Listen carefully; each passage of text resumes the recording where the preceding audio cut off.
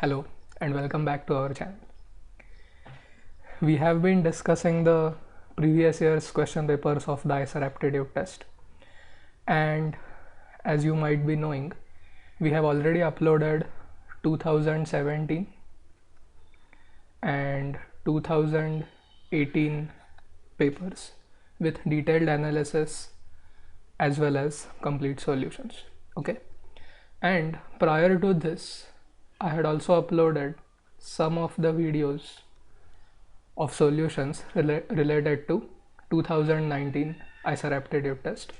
So in this video we are going to complete our question paper from 2019 in this video as well as in the next video, so it will be of two parts.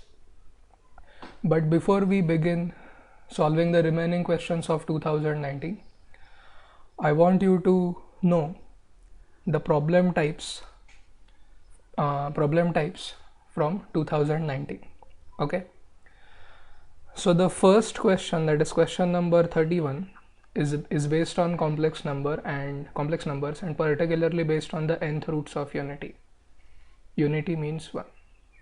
Okay, now in the 12th and 11th standard syllabus we usually study the square roots of 1 and the cube roots of 1.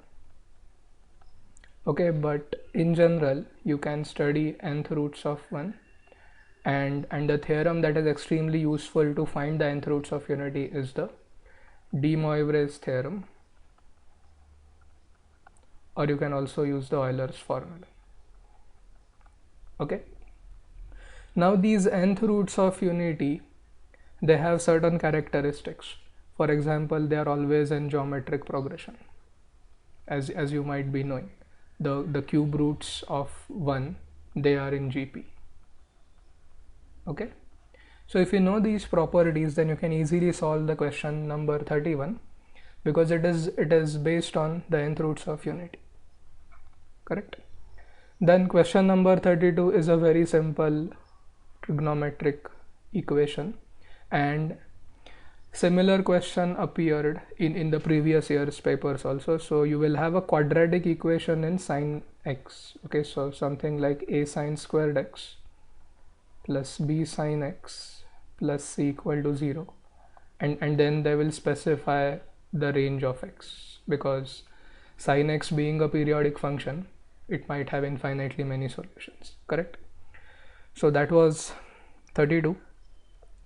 Question number 33 is based on matrices, and it should serve as a good introductory question to the parent topic of matrices, what is known as the linear algebra.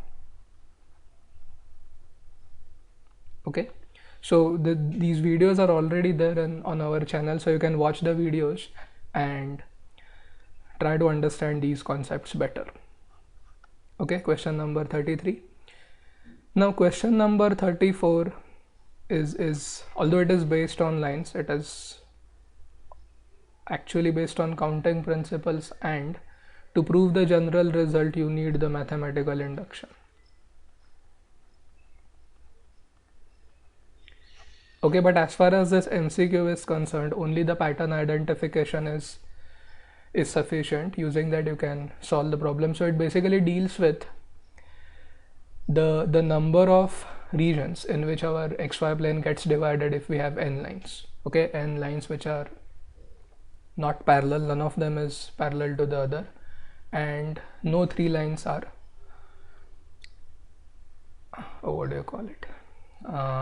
no three lines intersect at the same point, no three lines are concurrent. Okay, so that is 34. Not a very difficult question, simple. Okay, 35 is a standard question on circles, very simple.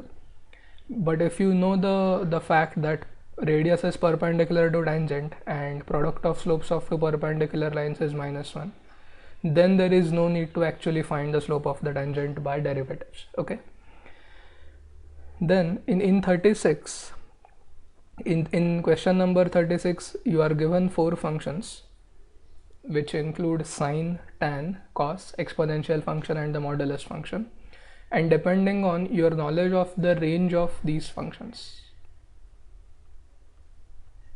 and of course inequalities, you have to determine which function has the maximum area.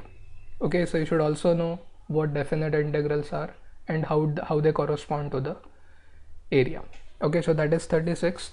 Question number 37 is a good combination of the concept of surjections or onto functions and limits.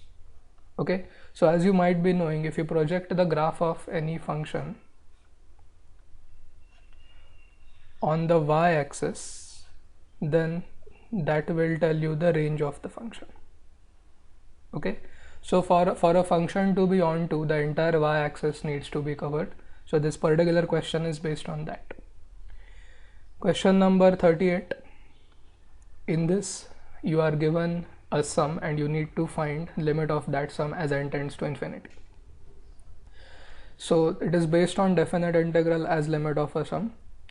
Now, when you see the summation notation with n going from 1 to infinity, either it is going to be a geometric progression sum or it is going to be a definite integral sum.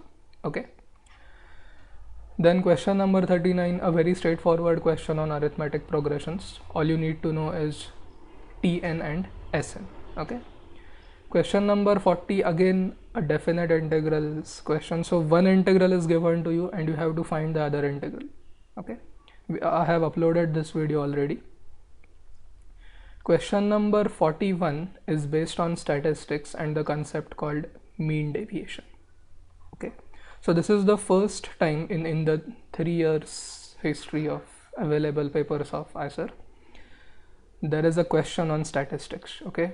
We have had questions on probability. Even here, question number 45 is based on probability, but 41 is entirely based on statistics. So you can expect in 2020 edition that a question from statistics comes up.